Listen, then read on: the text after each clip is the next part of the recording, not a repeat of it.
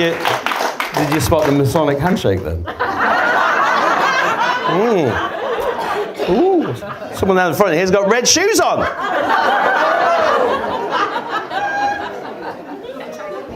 I don't want any excuses off you. Her email's 666 at Hotmail.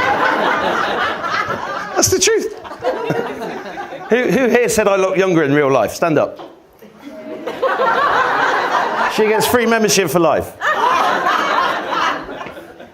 So, 4 years. 4 fucking years. Are you enjoying the view of my arse over there? I'm going to sit over here and watch Mark's ass. Well, you never see it on the podcast, do you? Anyway, do you like this? If there's any bad intentions in here, this is going to fuck you up. That's called a translator. Works with the ether. Been using it to change weather recently. It's amazing. Egyptian, would you believe? And what the fuck is out there on the wall outside? Have you seen that? Did you all see the Egyptian stuff across the road? Let's go and have a look. Come on. Come on. Come on. You got to pay attention. Come on. Look at that. Yeah. No, actually. Have a quick look. Look at that. Wow. That was a donkey. Come on. Go in, go out, have a quick look. Have a quick look so you know what I'm talking about. Just go out and have a look and then come back in. Go and have a look, go on. Everybody go and have a look. Fast as you can, then come back in. Go on. Have a quick look and then come back in. It's mind-blowing. Go and have a quick look if you've not seen it across the road. Mark Attwood, he knows how to clear a room. Did you fucking see that outside? What? And what's the name of this country again? Named after who? Scotia. Who's Scotia? Egyptian princess. Who's the granddaughter of who? Akhenaten. Who was pharaoh of Egypt for how many years, anybody? Anybody? 17. What the fuck? We're in the Matrix. Yeah? If I glitch and turn into a cat, you know what's going on. Did you all see it? Did you see it outside? So, Edinburgh. It's just a stage she's going through. I've always wanted to do that joke. Edinburgh has a very special place in my heart, and the first thing I want to do is thank Common Knowledge and all the amazing people involved for letting me come and try and hopefully, I don't know, hopefully entertain you a little bit, educate you hopefully a little bit, inspire you a little bit, give you, oh look at that, thank you Jane, you star, the boss. I assume some of you have watched my podcast? No. Fucking hell. Craig Campbell's on here next week. He's a comedian that I met in Edinburgh in 1996, I think, at the Tron Cayley House. Do you guys know that? Yeah. And we were downstairs and I was doing a play, I think. I was doing Rita, Sue and Bob 2. Have you ever seen the film? It's about a guy from Bradford who shags his babysitters and they're about 14. And I played Bob. Watch that go over the internet. Mark's a paedophile. 40,000 people ended up paying to see my bare ass on stage. And anyway, there were 4 comedians on after that. And they were called, I can't remember, I think they called themselves the Lumberjacks because they were Canadian. Craig Campbell, who's going to be here next week, who's been on my show twice. Have you seen Craig being interviewed by me? He's amazing. He got completely blackballed by the comedy circuits during COVID. And he rang me up and he said, and I'd not spoken to him for 25 years, nearly 28 years, I think.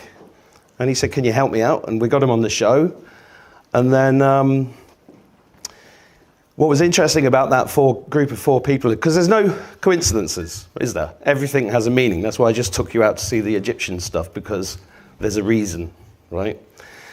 And Craig got on my show, and he was helped out by somebody, because he was totally ill and broke because of not towing the party line. So all the comedy clubs blackballed him, like a lot of musicians as well. But not that many, as it turns out. Most of the comedians are cunts, aren't they?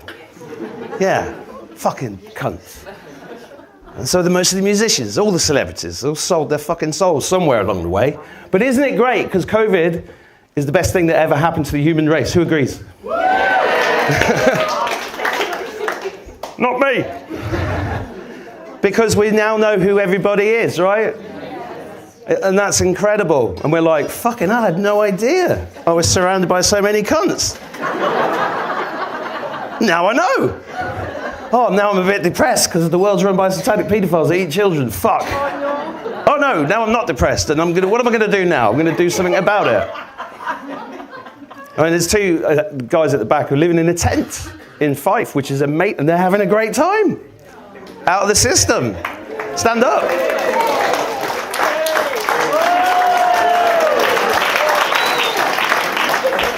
And, you know, they're loving it. What's not to love about not having a fucking mortgage? Which means death grip in French, by the way, if you didn't know. And a job. Who wants a job? You want a job? Give us a job. No thanks. Fuck off. I've not had a job since I left the RAF, but I'll get back to that. So you might know by now there's absolutely no structure. I have no idea what I'm going to say till I get on the stage. I was talking about Craig Campbell. So when I started my podcast in 2020, there was one of the comedians was called Alan Park. Alan Park got in touch with me through a friend of his, and I interviewed him twice. And Alan, unfortunately, passed away about 18 months ago of cancer, but he'd fought it for 10 years using cannabis, right? And I had him on the show, and fortunately, interviewed him a couple of times, and you can find all those on the markattwoodshow.com. All my interviews, thousands of them, are on there. And Alan was a very inspirational guy, and so was Craig. So is Craig, because Craig's coming here to perform on the stage. How weird. We performed in Edinburgh 28 years ago together, and here I am a week before him. Timing's a bit off. But they're amazing guys. And what was I going to say about Craig? Yeah, so the interesting thing about that is one of my viewers, subscribers, is called John. John is the son of Harry H. Corbett. Who remembers Harry H. Corbett? You dirty old man. You right old turd. Harold! What? Steptoe and Son. Harry H. Corbett was the most famous comedy actor in Britain in the 60s and the 70s by far. Steptoe and Son was huge. I grew up with it. It was one of my heroes. I loved it too. And John took Craig in and helped him out and got him through a tough period. Isn't that beautiful? And I'm meeting all you guys today. It's just, mate, I love doing these events because you guys are fucking legends. That's why I come and do things like this, because I want to meet you. Because I'm not some cock on the internet who just thinks, oh, check me out, buy my shit. I mean, yeah, I do a bit of that. But 300 quid. 45 quid.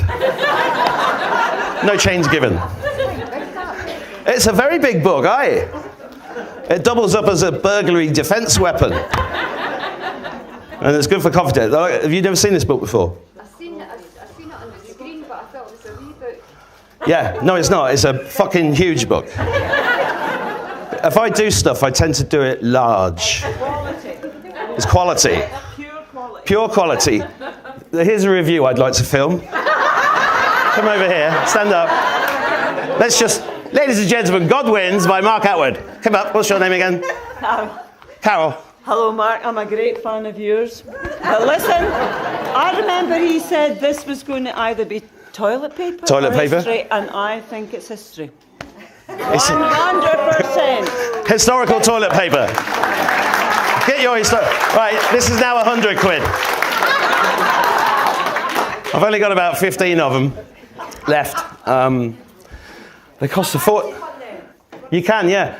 They cost a fortune to make, but I didn't want to do it on Amazon, print on demand, all that. So I just thought, if I'm going to do it, I'm going to do it properly. And I found that I remembered an old friend of mine pre-COVID ran a print business. I rang him up. I said, "Do you know any printers who don't give a fuck what they print?" He went, "Yeah, why?" I said, "I might have a job for you." He got turned down by so many printers, you wouldn't believe it. I don't know why. Maybe it's because of this. Let's start with a bit of This isn't a poem, right? But I'm going to start with this because I wasn't planning on this, but I'll do this. Let's start with it. So 2020, I got told, it sounds mad when I say this, but I got told by God. I was an atheist for 20 years, by the way. I'm not religious. If anybody in here thinks, oh, he's a bit of a religious nut, no, I'm not. I'm an ordinary bloke. I fell out with God because my dad died of a brain hemorrhage when he was 37. I was 17, and my mum was trying to wake him up all night, well, 3 days like this. Stuart, wake up, wake up, wake up. And on the Saturday, when they said he's not going to recover, and your mum won't answer the question, can we turn the life support machine off? 17! I've got a 17-year-old now. Imagine her turning my fucking life support machine off. I'd be, what? She can't wipe her ass. But I did, yeah. And I went to the chapel of rest, saw him laid out, came outside with a little bottle of whiskey, drank a bit, looked up at the sky and went, I hate you! I'm really sorry, God. Because he didn't give up on me, and he's not given up on any of us. And I'm saying he, it might be a they, I don't know. Who knows? Who knows? He swings both ways, I don't know. But he literally, 2020, he said, get on YouTube. I was like, fuck off, what? I've got a business, I can't go on YouTube telling. Because, you know, all the stuff I'm talking about, and I talk about in my podcast, I've been telling people for 30 years. I've been at it for 30 years, since I left the RAF. I've been kicked out of parties, broken relationships, ended friendships, defriended by my brother in 2016 on Facebook. Why have you defriended me? I'm your brother. Well, I don't know what you're talking about. He lives in Birmingham, you might have guessed. I don't know what you're talking about. You're talking shite. He's had 6 vaccines, by the way. Yeah, and his kids, and his wife. If I meet him now, I've got through the anger. I meet him now because he's my brother, I love him. But if I go out for a curry with him, we just talk about football for an hour, and I haven't watched football for fucking years either, so I'm like, who's doing what now? Oh, I see the Satanists at the top of the Premier League, that's good. Followed by the Luciferians, and the Masons are coming in at number 4. Marvellous. Is that Matt Letizia? Were they all Satanists when you were... No. Oh. Well, they fucking are now. I mean, you see when Argentina won the World Cup, all the fucking 666 and all of that. Go and watch The Illusion. I interviewed him once. He's pretty good. Mancunian guy in Mexico. He decodes football. Unbelievable. With the numerology. Absolutely unbelievable. Where was I? Anybody paying attention? Oh, yeah. So I got told to start a YouTube channel, and I was like, fucking really? And I never talk about this that much, but I took my eldest son on a road trip to Limerick, which is weird, because that's where my nan was born, but nobody ever told me she was Irish. And I didn't find out my nan was Irish till I was about 22, because they wouldn't talk about it. Because it was no blacks, no dogs, no Irish in the 50s, wasn't it? In England, anyway. Probably Scotland as well. And yeah, so they were all ashamed of her Irish descent. But anyway, I was going to Limerick, and it was like this nagging voice. I've since found out that I'm claircognizant, if you don't know. Do you know what that is? Yeah. I didn't have a clue what that was. I thought that was a girl that I used to date in the 70s. Is that Claire? What do you mean you knew I was going to ring? How cognizant of you? I'm making this all up, can you tell? Anyway, I had this thing, and it was like, it was nag, get on YouTube. I was like, fucking hell, I've been married again. And I got my son, I said, just hold this, gave him the phone. And he said, why? I said, just pointed at me. And I stood there, and I was like, my voice was all high-pitched. I was like, oh, welcome to Limerick, and my name's Mark Attwood. Welcome to my YouTube channel. Basically, the world's run by satanic paedophiles, and everything you know is a lie, and please subscribe to my channel. I watched that back, and I'm like, oh, Jesus. There's me teaching people how to speak out on the internet. It was very heightened, wasn't it, in 2020? We were all like, what the fuck is this? I remember sat in the garden going, what? No, actually, when COVID hit 4 years ago, I'd just given a speech in a fucking massive hotel on a beach in Mauritius in front of 600 fucking barristers. I was like outside smoking a fag going, how the fuck did I end up here? And then I got on this, but this is all part of the story, really, because this is how God works, right? And it was for me to see these people. And also, I'd been in a massive depression. I nearly topped myself about 5 or 6 years ago. But God saved me and said, no, you ain't done yet. You've got work to do. And I was like, well, what? What? I've lost everything. What the fuck are you talking about? But anyway, he nagged me. Oh, the barristers, that was funny, because what happened with the barristers is that none of this worked. And I got up on stage and it wasn't working. So my PowerPoint presentation on how to use technology in law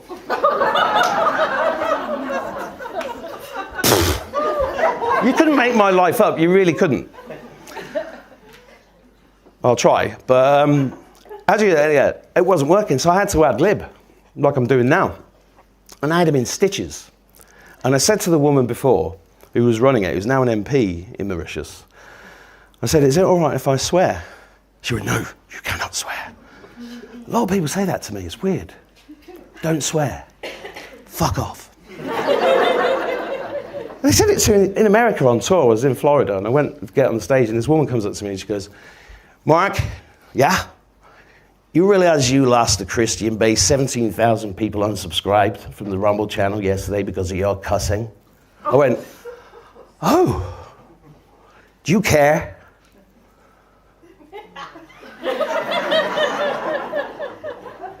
No. Because, it's swearing is given. This is why I swear in my poems. It's God-given. The whole thing about not swearing is another limited hangout to do the mind control over us. So the reason why there's swearing in some of my things is just to take ownership of the words. I'm offended. That's a microaggression. No, it isn't. There's nothing micro about my aggression, you cunts. So anyway, I was writing poetry. I've always been a poet, right? Since I was a little boy. It just flooded. So usually only in bad circumstances. If I'm happy, I don't write any poems. I haven't written one for about a year. But during COVID, I was like, fuck it, they're coming out. I'm going to shit this one out. And I did. That's why it's toilet paper. All these poems were shat out from God. And anyway, this one is not a poem. But somebody said to me, I really like that poem that you did. And I went, which one? They went, da, da, da. I went, that's not a poem. That's me on the second bottle of wine, 2020, thinking, I feel like doing some Derek and Clyde. Do you remember Derek and Clyde? That's all it was. So here it is. If you haven't seen it, here's my tribute to Derek and Clyde. There is but one word that sums them up perfectly, and that word is cunt! Cunt! Super cunt! With your fucking dad cunt! Cunt! Dead cunts! Not dead cunts! Cunt! Cunts! Cunts! Cunts! Cunts! Cunts! Hit that cunts! Cunts! Butt cunts!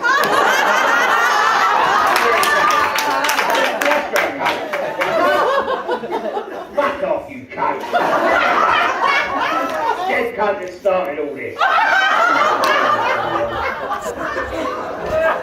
Come on, you can clap.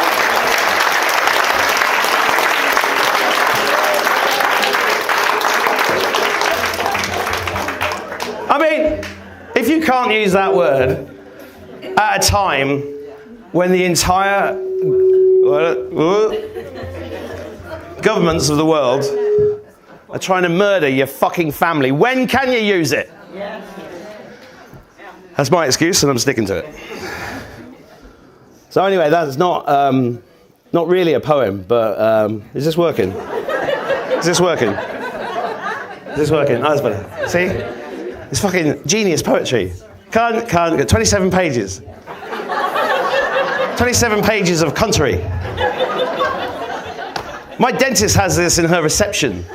And I'm going to go and see her next week. I went around 6 months ago. I said, you really putting that in your reception? She goes, it's the best fucking conversation starter ever. So I was pretty pleased with that. But the poems just come out, right? And what I realised is, oh, fuck, this is real. God's real. Oi, shut up. Just because you gave me a nice review. It's out of this world. You're all right, you're forgiven. You're forgiven. I mean, it doesn't really matter. I mean, you know, but publishing stuff like this is, I think it's important because, there's thousands of these in living rooms all over the world and in places, and it does start conversations because people have to consume information in different ways, don't they? You know, you watch a video, it's very different to when you read something or you listen to something, something physical. The other thing is, I've been teaching the law of attraction for years.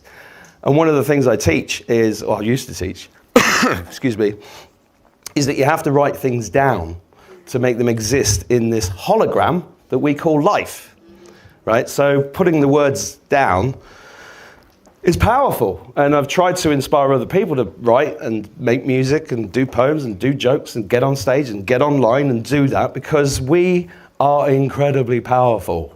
Why do you think they go to all these lengths to kill us?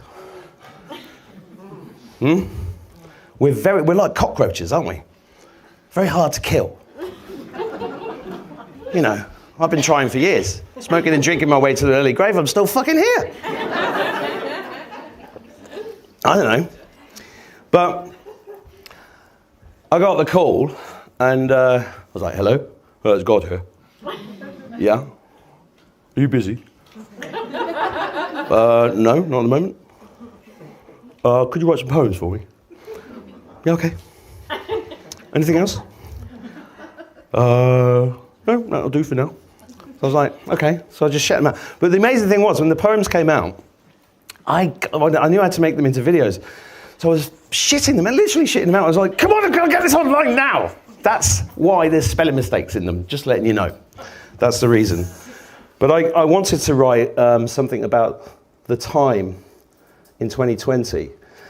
And I was given this poem. And this is what I'm trying to get across in this rambling chat tonight, is that everything in your life has a meaning. The Egyptian thing out there is not there by accident, all right? And what happened to me in 2020 is I was having all these flashbacks to moments in my life and all the things that I'd done. And it was like, oh, it all makes sense now. That's why I was a journalist at the Daily Telegraph, so I could see Max Hatings, the editor, that satanic cunt, face to face, and how they lie in the media. Because I did. I was there when Lockerbie happened. I was working at the Telegraph. How? How? Because I was being groomed by the deputy features editor, who'd come to Manchester, saw me as a student in the bar, fancied me, and offered me a fucking job. So I went to London and worked at the Daily Telegraph. Didn't realise I was being groomed. Of course, I was too innocent. I'm a country boy. And I like girls. So, wasn't happening, David. I don't care how many drinks you buy me. I'm not getting in that cab with you. Ever.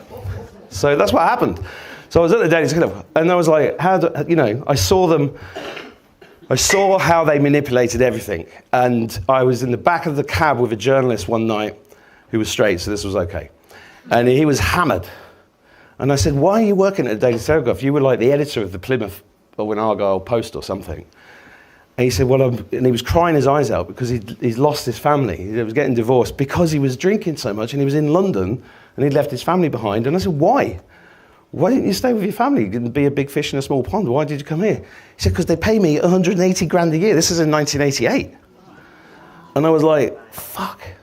So you get all these signs in your life, don't you? I was in comedy for years and I saw people become really famous who were rubbish. And I was like, how did that happen? And basically people make soul contracts. And they do sign away their soul. God is real, by the way, and so is Satan. I've met him 3 times. Might go into that. But, yeah, anyway, so back in my earlier life, my mum, have you all seen my mum or met my mum? Some of you came to Birmingham and met her, didn't you? Put your hands up. Yeah. She's lovely, isn't she? She's just a ball of love, right? A simple woman, but a ball of love. And she was working 3 jobs when I was a kid. She was the postwoman, she was looking after some older people, and she was the cleaner at the big posh house in the village, which was owned by Mrs. Haygate. In my village, it's famous for 2 things. Firstly, Mrs. Haygate, the Haygate Mills, which you'll see, if you go down south, you'll see, I can't remember, Fair Lady Flour or something. That's where I saw Thatcher have eggs thrown at her car in 1980, which was a nice childhood memory. But Michael Thatcher, where there is discord, may we bring harmony. Fucking bloke. I'm telling you, that's a bloke. Yeah, of course she is. They're all fucking Satanists. All of them. Anyway, I went round after school to Mrs. Haygate's and it was all mega posh. And she had a big, long wheelbase Jaguar. I think that's why I've got one now, because I was like, wow, it's an amazing car. Saved her life, that's another story. But she would teach me things like where the knives and forks go and stuff like that.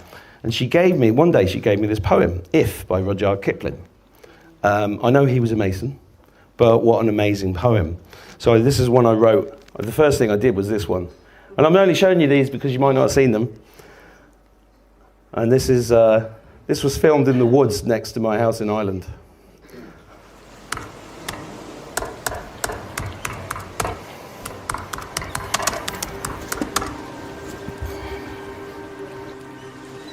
If you can keep your head when all about you are wearing masks and blaming it on you, if you can trust yourself when your neighbours doubt you, but make allowance for their doubting too, if you can wait for the lockdown to be over, or stop believing in government lies don't deal in lies, or being hated for posting truth on Facebook, and use your intuition to get wise. If you can dream the golden age to come here faster, if you can think for yourself but not make thoughts your aim, if you can meet with Trump and avoid disaster, and treat those two just the same. If you can bear to be called a conspiracy theorist, a CIA term to make a trap for fools, or watch long-held beliefs become absurdist and build them up with worn-out tools.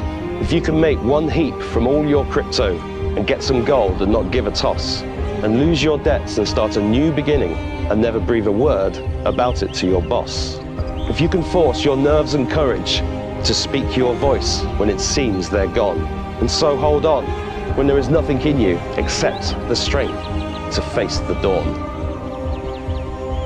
If you can talk on YouTube and keep your virtue, or speak your truth without losing the common touch, if neither trolls nor loving friends can hurt you, if all followers count with you but none too much, if you can fill the unforgiving minutes with 60 seconds worth of meditation in 5D, yours is the earth and everything that's in it, and which is more, you'll be a multi-dimensional being. You'll see.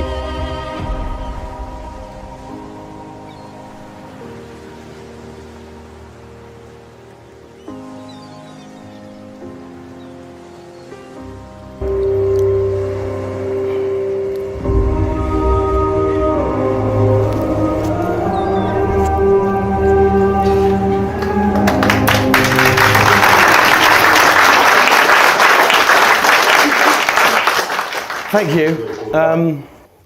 You know, all of these poems are encoded, and I tried to put information in about what was going on and what we really are and what's happening. I think I was too subtle, right?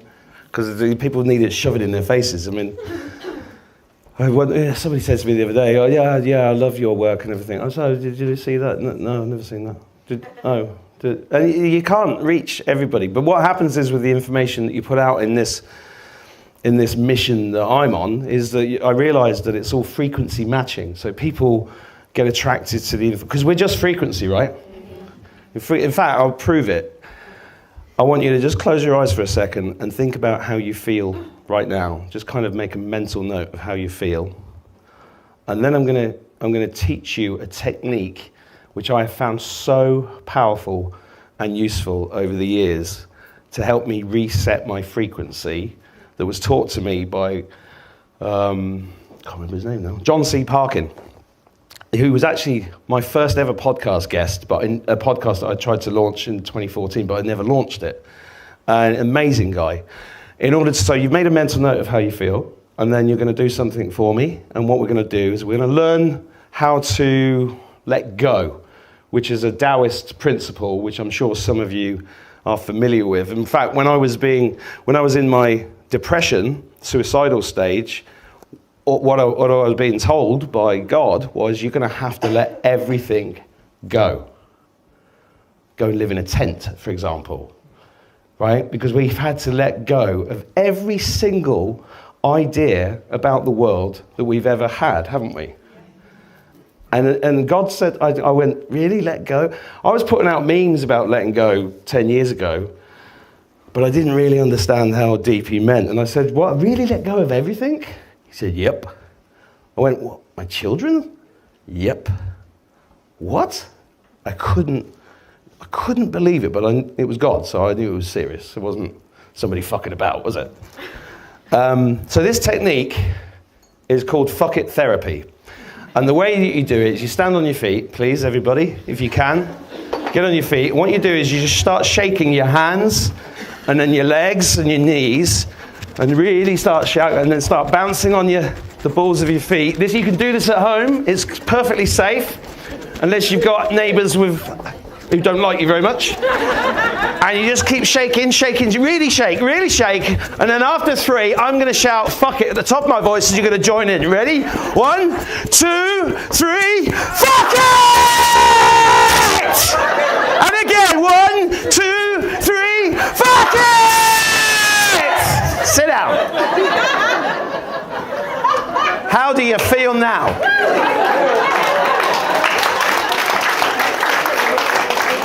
You feel good, don't you? It's a great way of resetting your energy. You can do it anytime. Go and read John C. Parkin's books, Fuck It Therapy. It's fantastic stuff. I did that at a business seminar, I think in about 2015. And there was a woman in the audience who worked for the government. And after I did that, she fucked off.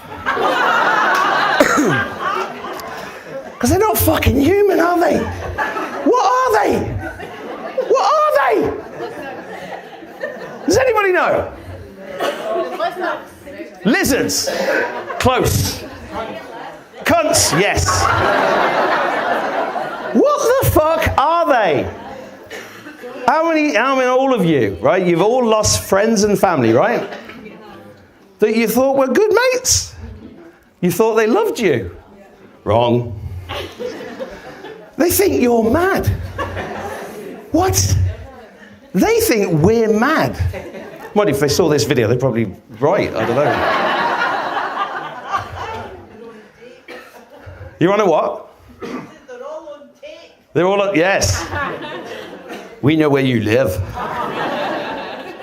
I mean, it's just mind-blowing, isn't it? I walked into a garage. I was driving to the protest in Dublin, and this is where I learned a very big lesson about your energy and your frequency. I was out of sorts. I was running late. I had a hangover. And I stopped in the garage, get a coffee on the way to Dublin. And I walked in, and they're all walking around.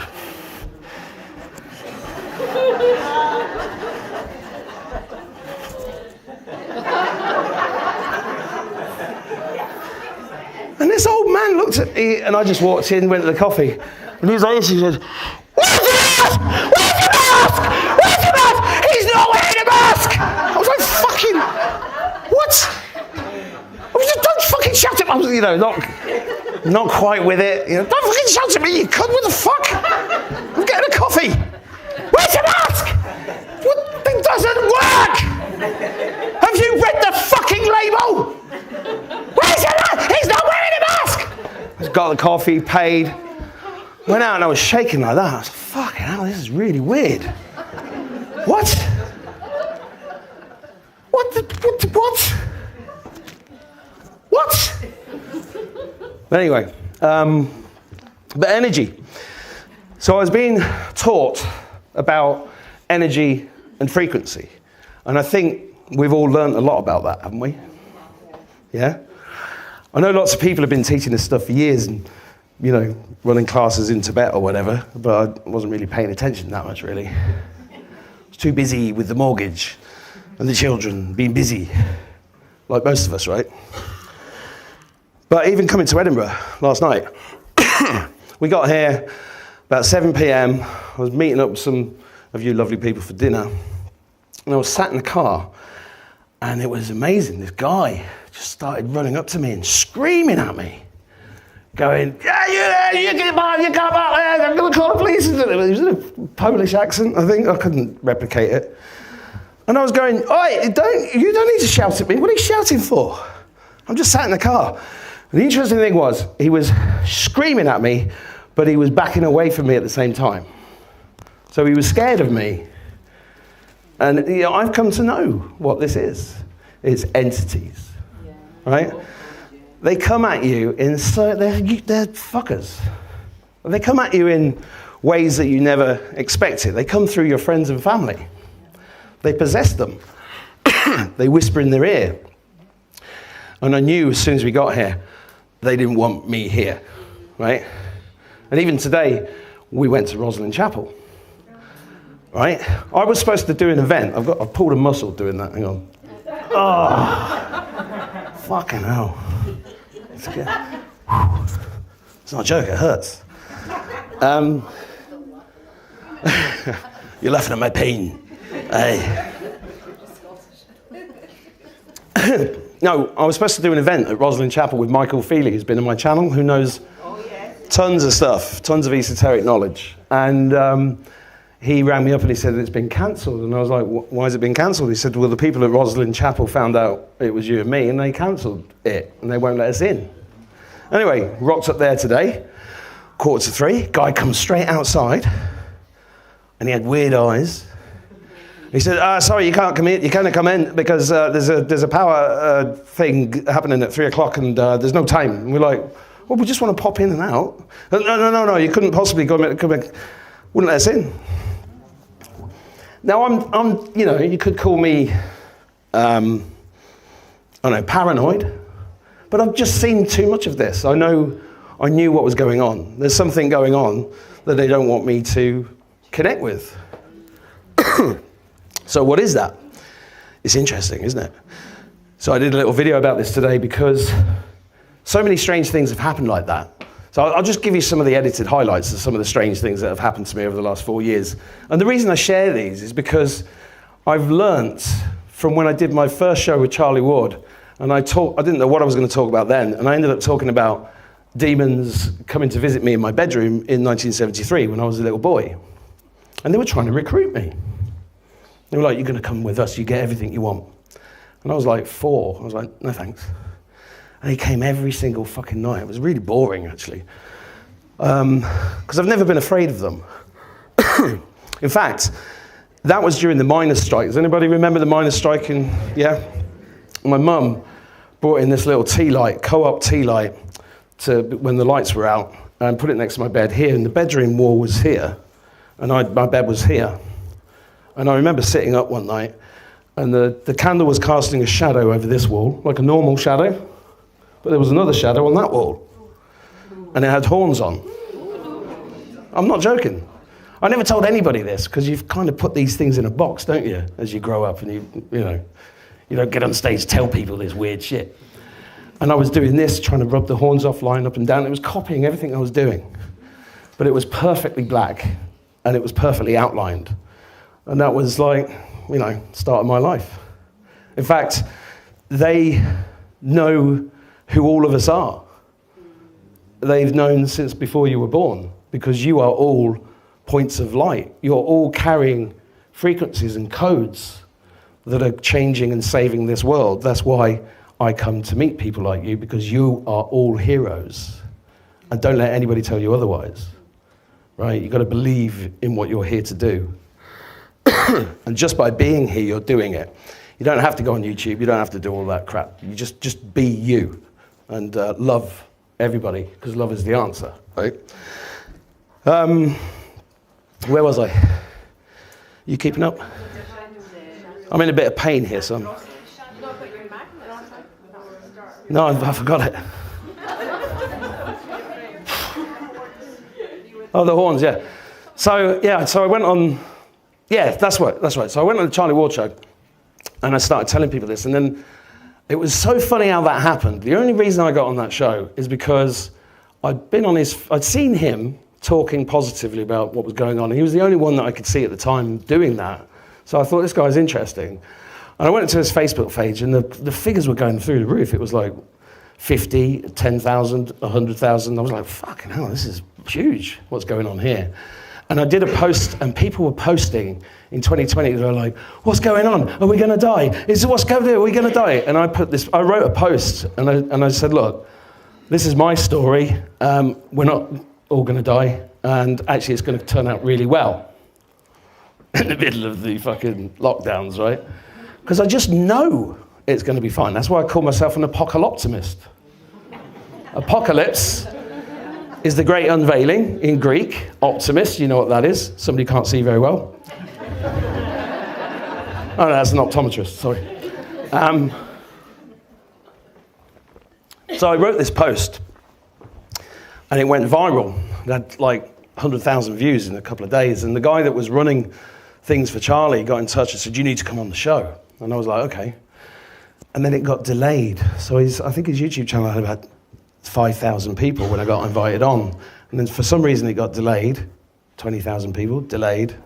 50,000 people, delayed. By the time I got on his show, 80,000 people watched me talk about fucking demons online. I was literally, fuck, I'm ruined. I thought my business clients would see this and go, right, I'm not working with you anymore. You might be an internet marketing genius who's made us millions, but fuck off talking about demons, that's too far. And that didn't happen. It did eventually, but it didn't happen immediately because I was being looked after from above financially so that I could do what I've been doing. But I got all these emails from people saying, thank you so much for talking about that because the same thing happened to me when I was a kid and I've never told anybody. And I was like, oh, maybe that, because that Christmas in 2020, I didn't do any videos for a couple of weeks and I sat there thinking, why am I doing this? And then I started to realize it was about, I think what my job was to not wake people up, to speak to the people that were already awake and let them know they weren't on their own and they weren't the only ones who were considered nutters by everybody else in society. And thank you.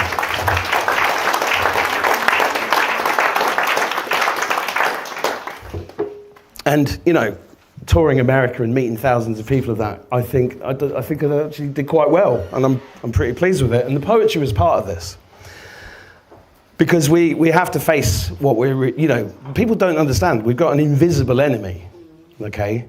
I mean, some people can see it, but, mainly it's invisible, isn't it?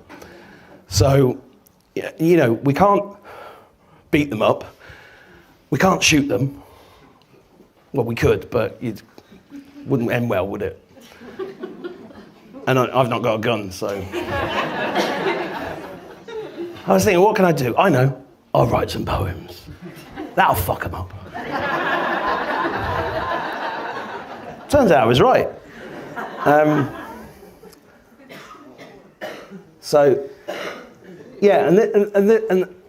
These poems, I didn't think I was coming here to talk about the poems, but it's nice to talk about them actually because they're like my babies and I'm proud of them. And they kind of ended up narrating the whole period, which is weird. So I'm going to play this one, which is called God Wins.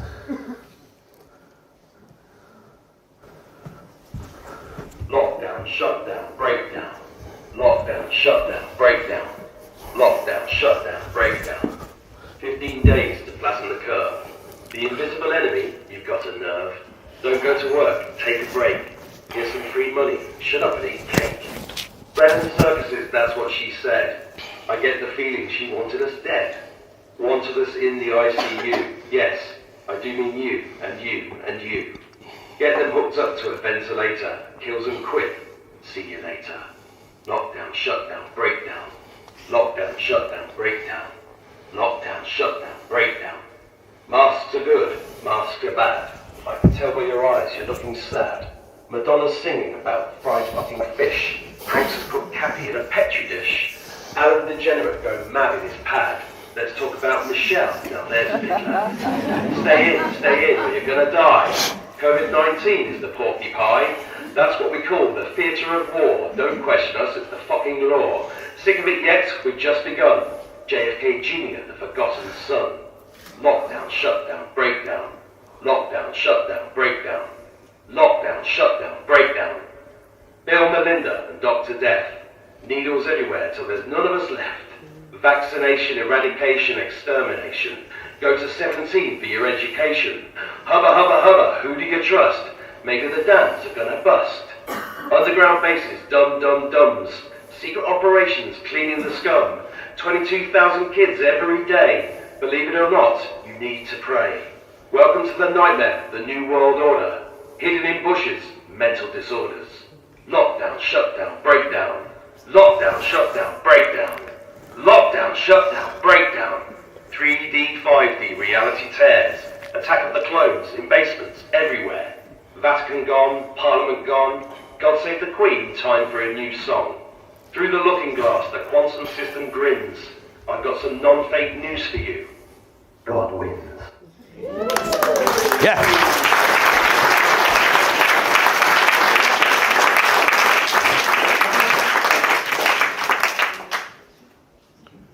I mean, if he doesn't, we're fucked, right?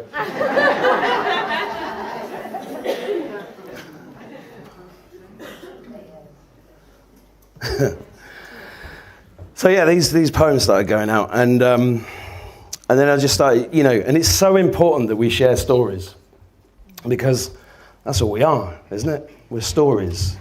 I'd recommend everybody goes to read The Hero with 1,000 Faces, Joseph Campbell. Have you all read that? It's all about the hero's journey. All the stories in history that resonate are the hero's journey, including your own life. And every cell in your body is following the hero's journey. And so is the universe on a macro scale. You've heard of the 26,000 year cycle? That's what we're at the end of at the moment. It's a hero's journey. The hero's journey actually made me a West End director, would you believe? Yeah. There was a comedian, a friend of mine, called Toby, and he's got a posh voice, and he says, I've written a new show. I said, what's it called? He said, called Her Mobile Phone. He said, no, it's called Moths Ain't My Doctor Who Scarf. And I was like, fucking brilliant, let's do it, because we're both Doctor Who fans. And I was like, let's do it. And he did this 3-hour long rambling thing, and I cut it down to 45 minutes and used the hero's journey and brought it to Edinburgh, actually. And it sold out, and then it toured the world. And it got made into a BBC play, and it ended up at the West End. I'm like, fuck me, I'm a West End director, how did I do that? But it was all because of the hero's journey. And we all need to look into that, because it's extremely powerful to understand that that's where we're at. Because when you know what the enemy is, and you know who you really are, how do you feel? Empowered, right? Because what have they been doing since we were born? Taking our power away. Or making it look as if our power's been taken away. And, that's why sovereignty is so important. We need, what are we all learning in the last 4 years is how to be completely, as much as possible, responsible for our own thoughts, emotions, spirituality, health, because it's all here. We have everything that we need in front of us, and we didn't realise that. And that's why I set up a healing centre in the west of Ireland last year. Because I kept meeting people going, I'm going to open a healing centre worldwide. I said, how are you going to do that? Well, the RV's coming next week. We're going to have billions. I met a bloke and he said there's billions in the bank and they're going to give it to us next week. I'm like, what the fuck are you talking about? Have you ever run a business? No. Do you think they're going to give you billions of dollars? Yeah. Why? Why do you think that? It's a cult. The RV is a cult. Look at it. Look at the behavior of people that believe in it. Could happen. Be great if it did. And I'll hold my hands up and go, do you know what? All you cultists, brilliant. Well done. We can all relax because you're in charge now. If you ever have anybody sort of gets dogmatic or has these beliefs, run a fucking mile, right? I've got a major problem with cults, because the second thing my village was famous for was a cult called the Jesus Army. Ever heard of that? Yeah? Well, you have. Were you in it? Were you? You were? Where? In Northampton? Different place. Okay. What was the founder of the Jesus Army called? Can't remember what long time ago, but it's not that bad. It was a man called Noel Stanton. He was a lay preacher in my village church in the 50s, and he raped my dad when he was a choir boy. Yeah. I didn't find that out until about 10 years ago, because my dad told a very different version of that story. So this cult was called the Jesus Fellowship in the 60s, and it grew up around me, and they were just going to London, getting drug addicts, bringing them up to Northampton, putting them into my village, taking over. They were buying all the houses, buying all the land. God was showing me what a cult is. I mean, it's very personal for me, this whole thing about stopping the rape and murder of children, because that's what this is all about. 22,000 kids every day, I said in that video. That's over 1 billion children since the Second World War. Do you want to live in that world? I fucking don't. If anybody touched my kids, I would fucking murder them. But they're all our kids. And that 22,000 figure is actually an official statistic. That doesn't take into account the ones that they grow, the ones that they breed underground. The whole world is one great big child trafficking adrenochrome machine. The reason I put the evergreen in that video, why did I put that in there? Anybody know? That's how they traffic the children. The deep underground bases, dum-dum-dums, deep underground military bases. They're all over the world. 1,400, I think. Evergreen containers. And whose nickname, whose code name was Evergreen? You're a great crowd. Top of the class. Evergreen was Hillary Clinton's code name. I personally believe she was executed along with all of them. And we're watching the play out. We're watching a sting operation. And I've known that since the beginning. But it's a spiritual war, right? It's not a 3D war. It's a spiritual war. So some of the weird things that have happened to me, and when I started waking up, I said that I left the RAF. I'll tell you this story if you've never heard it before. So I was a little council house kid who looked out the window one day, saw a Harrier, and said, I'm going to fly one of them. And then my maths teacher threw a board rubber at my head. Sorry, miss. Just dreaming about flying and getting out this fucking weird village. I mean, it was more than metaphorical. And the interesting thing about the Jesus Army, by the way, is that just before COVID, they had to close down operations because the sheer volume of paedophile law cases against them. All of my friends, Darren, who used to sit next to me in maths, he was being fucking raped as a kid. You know, but what is the Catholic Church? It's one great, big, fucking huge paedophile cult, isn't it? Yeah, cults. Beware of cults. Where was I? Oh yeah, watching an airplane. So I actually said to my careers teacher when I was 15. He said, right. He had a clipboard and he went, and this is how they do the mind control bullshit, because most people will follow what they tell you to do. I never ever followed what anybody ever told me to do. My nickname in school was Trouble, and I've been Trouble ever since, because it's the best way to live, right? And I said to my career teacher, you said there's a factory down the road, be perfect for you. I went, fuck. I said, fuck off. Well, I didn't. I went, really, sir? I'm not interested. He went, why not? I said, because I'm going to be a pilot. He went, anyway, this factory. And I looked at him and I was like, you fucking wanker. How do you take away the dreams of children? And that's what they do. That's what they do to everybody. You know, I tell my kids, you probably know this if you watch my channel, but I tell my kids every time I drop them off at school, And by the way, they had 4 years of homeschooling. I did set up a school in Marrakesh, but that's another story. When I got back to Ireland, split up from my wife, 5 kids, they wanted to go to school, they wanted to socialise, so I let them. It was always their decision, but whenever I drop them off, I say this every single time I drop them off. I say, have a lovely day in prison. Because that's what it is. Question everything, including this. And remember, everything they're teaching you is bullshit, and you're going to have to unlearn it.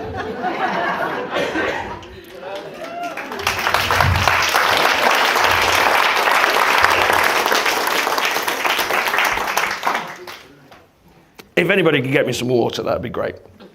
And it's working. My 17-year-old son in 2021 came home with a mask on in his car. I picked him up and I said, you look depressed. And he was telling me, oh, copper, lovely. Thank you very much. Good man. Oh, I really appreciate that. Thank you. Copper, another thing they took away from us. Fantastic. Thank you so much. Thank you. Thank you. In fact, I'm just going to get you this. This is something I think you'd all like, actually. This contains the best water in the world. It's called Grander water.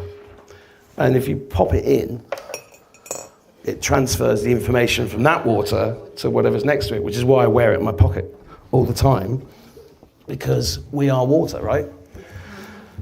So I was telling you a story. Where was I? Flying. Yeah, sorry, yeah. So I could fly before I could drive, because I joined the Air Cadets, and I got a scholarship, and then I got the highest grade they'd given to any pilot in the RAF in 22 years. And that's the day I knew I could leave. And the reason I knew I could leave that day is because, firstly, they'd covered up the suicides of 2 of my friends. Secondly, Thatcher was lying about nuclear weapons in the papers. I got into the officers' mess in Germany one day, and there was the Daily Telegraph. Margaret Thatcher says, blah, blah, blah, blah, no nuclear weapons, not in the UK. And I was flying over a nuclear silo every day, and I was like, hang on, that's a lie. They're lying to us! Fuck! I couldn't believe it, because at that point, I was Queen and Country. God bless them. I used to run home to watch Question Time. I thought I was keeping up to date with current affairs. I didn't realise I was looking at 6 fucking paedophiles lying through their teeth. Because that's, thank you so much. Matthew, thank you. And, at the end of Question Time on the BBC, they used to play the national anthem. Nobody else in the room? Me? God save our gracious Queen.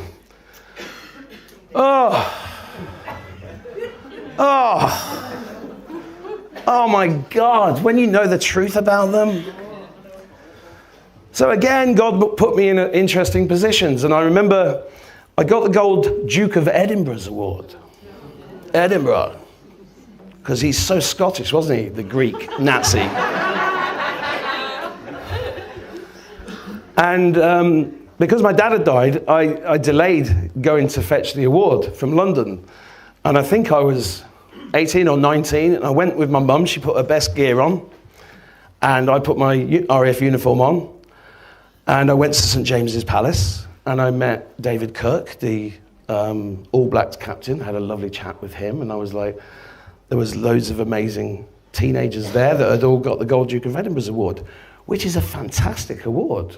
What you do to get it is actually fucking brilliant, right? Part of their cover story, that's how they do it. And I was stood there, proud as punch. And Prince Philip, he was about this big on me. Most people think he's like that. He was really like that. And I'm not exactly tall, right? So he's like that. And he must have been 70 then.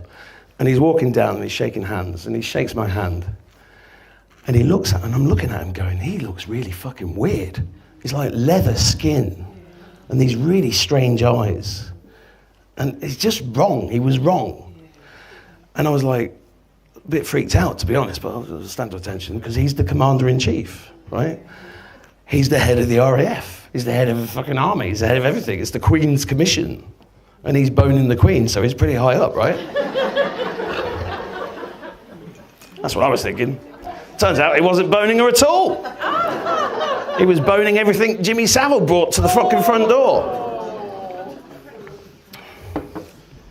Anyway, I'm stood there, and he's shaking my hand, and he's looking at me, and he's looking at the uniform, and he goes, I see you've joined the and then his aide goes, Royal Air Force, sir.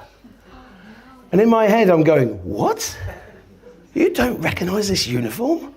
What the fuck? You're the boss. He'd probably just come up from the fucking dungeons, right? High on adrenochrome. But at that point, I was like, and I did this, I'm very proud of this. And I sarcastically went, that's right, sir. And he whipped his hand away, gave me the filthiest look. And I could still feel his hand now. And he moved on. And I remember driving home with my mum going, who am I working for? What? I've spent all this time being proud, polishing my boots, beating the paras on their own assault course. I was unbelievably fit. I got these incredibly high grades in everything. And suddenly, it's like finding out your dad's a pedo or something, isn't it? It's just like, I believed in you. And so this is where my kind of letting go started personally. And I'm only sharing it because you will all have a moment in your life when you go, that's when it started for me too. So I started to wake up then. And then loads of just really weird things happened, like 9/11. On 9/11, my best friend, Matt Campbell, his younger brother, Jeff, was in the towers and died that day. And I was friends with Jeff as well, but I was bigger friends with Matt. And over the next 20 years, Matt has tried to uncover the truth about this, and I've sat over his shoulder throughout this process. So this was all part of my own conspiracy research, if you like, firsthand, at the front door. It even ended up with me getting invited to a trial at Gitmo in 2016, which I was going to go to, but then my wife at the time stopped me. She said, you're not going to that because you've got 5 kids. And I went, okay, fair play. I wish I had gone, but... And that was strange as well because he got flown from London to Washington and then from Washington down to Guantanamo Bay, going over the Gulf of Mexico. And when he went there, they narrowly avoided a hurricane called Hurricane Matthew. They were trying to, they would have killed him. You know they can control the weather, right? That's not news to you, is it? And if you go on your phones and go to Google and type in Hurricane Matthew, do it now. Go on Google Images, Hurricane Matthew, and have a look at what's there. In fact, I could do it here, can't I? I forgot that I'm actually presenting. I thought I was just down the pub having a chat. Is that the face of a demon or what? That is the face of a demon. Do you believe that demons can live in the sky? Yes, they do. It's horrible, isn't it? Too much information, Mark. At least I haven't done the Bob joke. Got to keep it clean-ish. I actually can't help myself because I just get this naughty voice in my head that goes, God, just do a Bob joke. But that's part of this, right? Because demons hate laughter. They hate it. They can't latch onto it. And they can't latch onto, if your blood's clean, they can't latch onto it, right? It's kind of technology. That's why a lot of stuff I've been talking about is about cleaning your blood, structured water, salts. They like to us about salts. If you drink water without proper salt in it, you're actually dehydrating yourself. But, that's the great thing about interviewing all the people I've interviewed. I've learned so much. That's why I want to make the healing session. I'll come back to that in a minute. But, 9/11. Poor Jeff. I think the Campbell family, it was 10 years later they got a piece of collarbone that big. That's the only bit they got left of Jeff. And but what really got me back then is that firstly, I was in hospital with a suspected heart attack. I was in the ICU when 9/11 happened. Because I'd been to this wedding in Spain and I'd swum in the sea and I'd exerted myself. And my friend who was the doctor said, you need to go to the hospital. Like a doctor. I didn't listen to him. It was my mate's wedding. I said, if I'm going to go, I'm going to go with a cigar in this hand, brandy in this hand. So fuck that. But I ended up going to hospital. And my girlfriend at the time came into the hospital. And the lad that was next to me, who was about 17, I think he was, he died overnight. I said to the nurse that night before, I said, "Am I going to die?" And she went, "It's not looking good." Check it out. Where did you learn your bedside manner? The Fauci School of Medicine. So it was a pretty rough night. And I woke up. I said, "What's been going on?" And she said, "Oh, 2 planes have just crashed into the World Trade Center." So I went, "What?" And I got out of bed and I saw what was going on. And I could feel it. This is the whole point. What I'm trying to get across with all of this is that I could feel it. I just didn't know what I was feeling. Because I hadn't calibrated. I hadn't worked out what was really going on spiritually. But it was a massive, massive spiritual event. We all remember it. Well, most of us are all going to remember it. Most people still don't know about 3 billion. What? They don't know about Trade Center 7.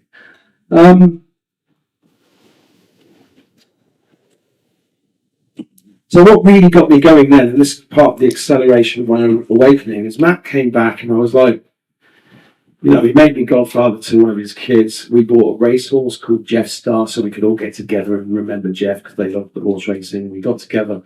And during these conversations, he started telling me stuff. He said he met Clinton and he met Bush, shook their hands, and Tony Blair, of course. Education, indoctrination. My real name was Moran. Yes, I was done for protege, but I'm a fucking great Prime Minister. No, you're not, you're a mass murdering faggot. Fuck off. Anyways, I hate that. I hate all. I think you might be able to tell from some of my work. But he said that the family was given a contract this thick to sign 2 weeks after 9/11. That contract would have taken years to write. Hello, a fly. And then they all got given $1 million. Every family got given $1 million right there. You sign this contract, $1 million. What would you do? You're in shock, you just lost a loved one, you're in New York, been there for 2 weeks looking, waiting for news about your loved one. Sign this, here's $1 million. You wouldn't even read it properly, would you? And that was like, okay. And then one of the women that refused, right? She refused to sign it. Her husband had died. I can't remember her name, I'm afraid. But she died in a plane crash. They killed 200 people just to kill her. Over New York. Right?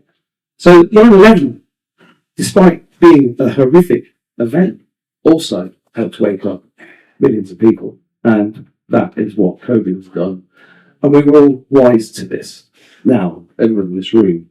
But the question is, where do we go from here? And what do we do with all this knowledge? Because one of the questions I was getting at the time, back into 2016, 2017, is like, well, if it's all true what you say, well, what are we going to do about it? And I'd answer back, sort your food out, love everybody, meditate. And they'd be like, is that it? I'm like, well, yeah, kind of. But it's like, with the, that's what I was saying about the RV and how I get annoyed with people who think that the RV is going to happen tomorrow. If there's anybody in this room, I'm not trying to offend you. I'm just saying, come on, get realistic. What's the RV? Oh, sorry, it's the revaluation of currency. There's a lot of people that believe that there is a new financial system coming, no question. We are moving into a golden age, no question. My problem is, what are we doing about it now? What have we got in front of us now? People are dying now. And it's the same with the med beds. Sounds fabulous, doesn't it? Med beds. I'm just waiting for the med beds. Why are you waiting? What? You're waiting for the med beds. Have you ever seen a med bed? Has anybody in this room ever seen a med bed? Please put your hand up and tell me you've seen a med bed. See? And you're all awake.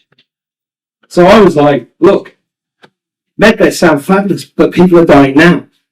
What are we going to do about it? So I opened a healing centre in the west of Ireland using hyperbaric oxygen chambers. Because oxygen is the bridge. You can't, I say you can't help with oxygen, but there's some people who fucking do. I'm like, what's that thing you got there? It's oxygen. What's that? It's what you're breathing now. Well, what's it do? Keeps you alive. Do you want to get in the chamber? I don't know. I have to speak to my doctor about that oxygen. So I'm not even sure. I mean, seriously, it's like that. It's bad. It's bad. There's the same even 3 months stop fucking viruses that don't exist. And then it's unbelievable. But I knew it was very important to create a bridge, because what I realised also from studying Dolores Cannon is that people who wake now in their 50s are bridges. Did you know that? And she was getting all that information from the hypnotherapy work she was doing in the 60s and 70s, when she realised that lots of people under hypnosis were saying the same stuff even though they'd never met. So she put it out there, and she realised there's waves of souls that have come in. People in their 90s now, I think they're the scouts. People in their 80s, I can't remember all the words, you probably know more than me, but people in their 50s is a bridge. So we're part healer, part warrior. Now, if you told me I was going to be a healer, I've laughed at you. I was like, I'm a businessman. I don't heal people. But actually, when I look at my life, I've been healing people my whole fucking life. Just didn't realise it. You know, I was a business consultant for years, and people would come and say, my business is not working. And after a few hours, I'd realised it was because they were in an unhappy marriage. Their parents told them they were shit when they were kids. So I ended up counselling them, because that's the reason why most people are not successful, because they've been brainwashed into thinking they can't be. So I brainwashed them the other way before COVID. That's what I did for a living. So, where was I? You know you're on top. Are you enjoying this? Is this okay? Yeah? A lot of what? Dolores Cannon, yes. So we're bridges, and so I said to I had this friend, a complete serendipity. A guy moved to the same town as me. I had to move to Ireland, by the way, in 2017. No idea why, and then I realised, and that's another long story, but everybody's exactly where they needed to be. We were all put into position when COVID hit, because you're carrying light coats, you're carrying a free-piece seat, and that's how we have won this war. Right, but with the hard bit is we've got to sit and watch it play out. There's this guy who moved in to the same town as me at the same time, who's awake, and he's a crypto trader because his business was wiped out by the last whatever.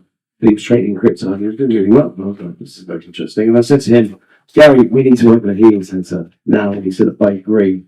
We'll use oxygen as the bridge, because everybody's welcome. And we make it donation-based. It's donation-based. Look. You do this in London, it's going to cost 150 quid. We're in the West of Ireland. If you can afford 80 euros, great. If you can't afford it, it's free. Or just pay what you can afford. Even that, they don't understand. There's a guy in the cafe I've seen every week, and we go, it's a terrible back problem. I was like, well, go and have a barrack auction, and we'll fix it quicker. He said, geez, I can't afford it. It's donation based.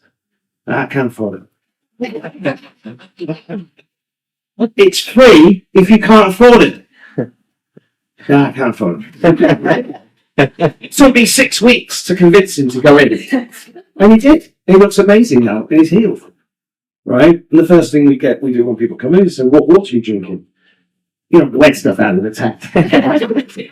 Yeah. But they've been fucking water so badly. And it's so simple. You heal people immediately just with water, oxygen. Now we've got red light bed coming in. We've got, we had an event a month ago, and we've had 556 franchise inquiries to open the same healing centre. We've got 4 probably going to open up in the next 3 months. 2, one in Canada, 1 in America, 2 in the UK. And there's 500 people behind them that want to do it. We're going to take their franchise money. We're going to call it licensing. We're going to take their fee. We're going to massively multiply that money using crypto trading, because my friend Gary is an expert at this, and he's 100x money 3 times. So if we can get 3 billion quid in the bank, that becomes 300 million quid, which means we can build a fucking hospital. But one that's based on holistic stuff, that looks after people, that doesn't tell people they're going to die overnight, or inject them with poison, or do satanic rituals at birth to separate the children's souls from them, because that's what they did. So, you know, and we had this event, for people that were serious about the franchise. And there's a guy came along called Peter Wilson. Peter Wilson runs claimyourstrawman.com.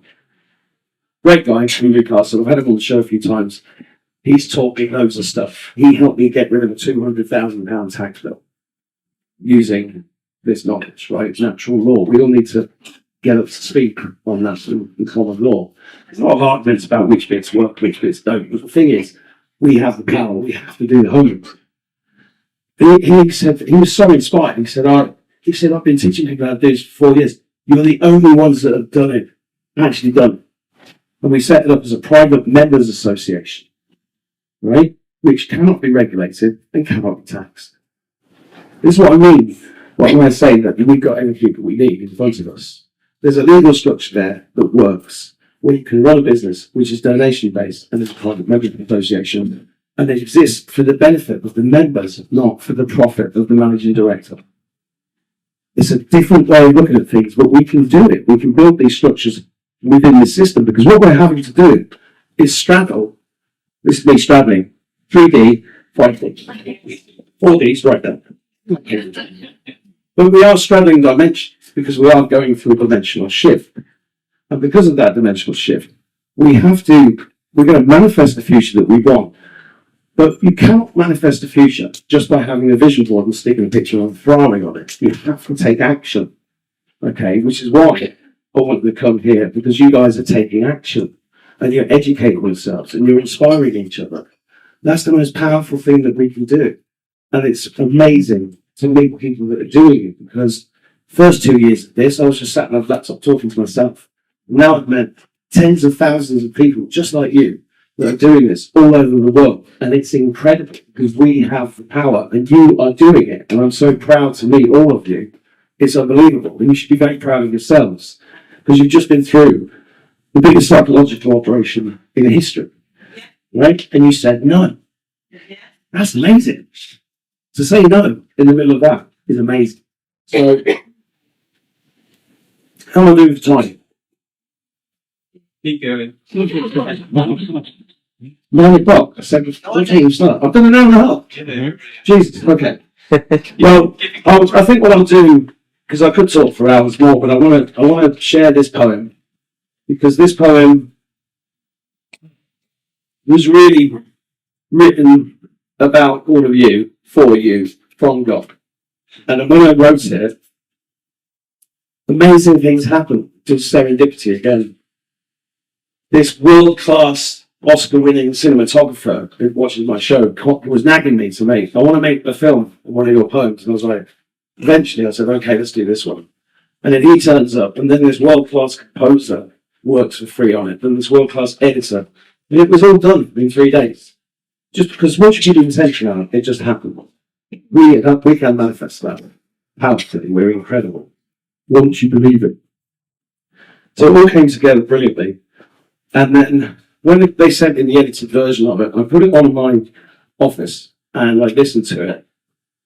And then I was in floods of tears because I got this man.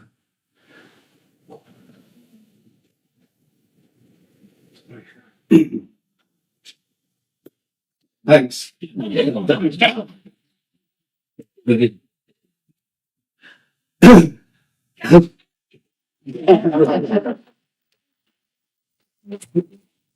Match on me. Sorry, I get emotional. Yeah, the message I got was this was for you too, Mark. Oh, thanks.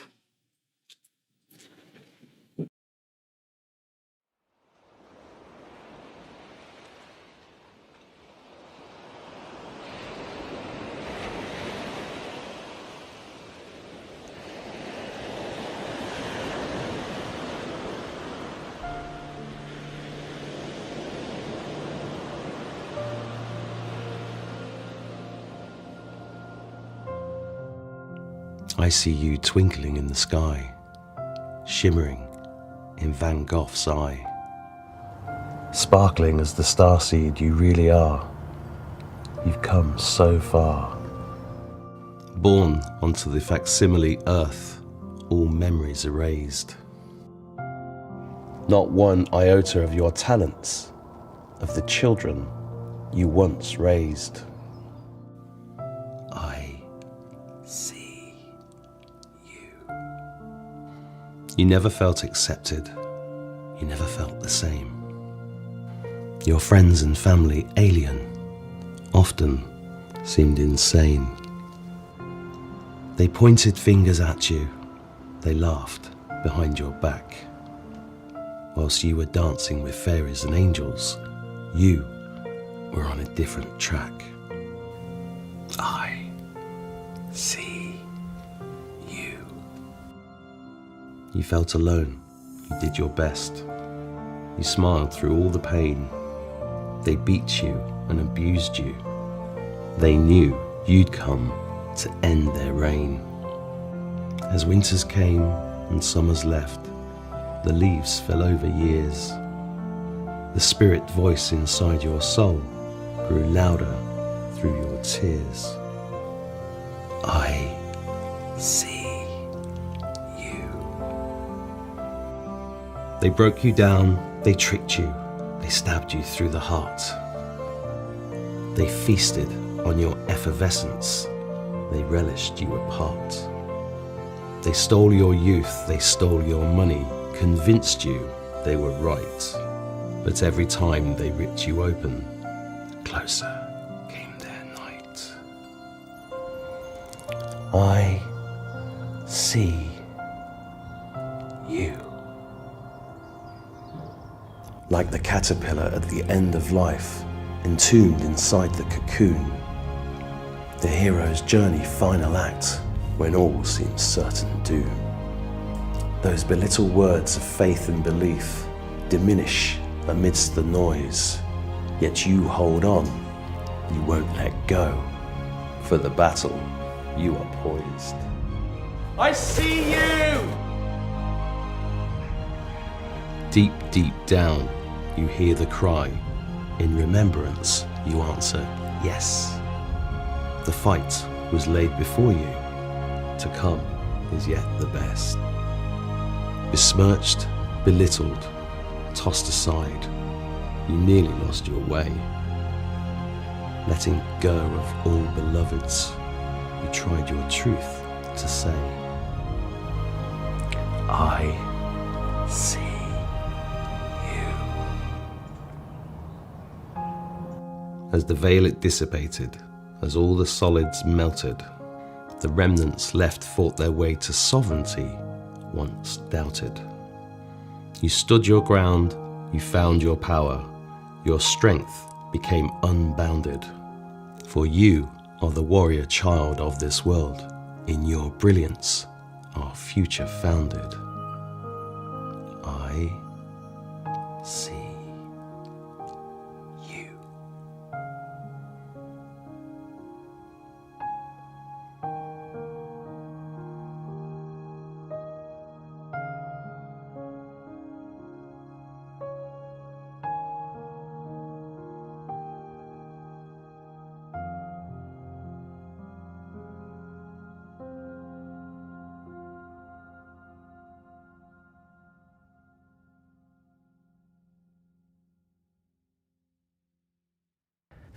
Don't ever make me run up a fucking sand dune for a fucking poem again.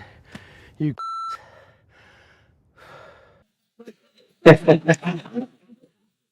I can't help him. If he gets too serious, you gotta throw him. I think there's lots more I could talk to you about, but I really appreciate you listening to me tonight. It's been an absolute pleasure and honour to meet all of you. I see you, God sees you, God loves you, I love you, and love each other. Make sure you hug everybody before you leave tonight. Hug them. But fox their heads up. The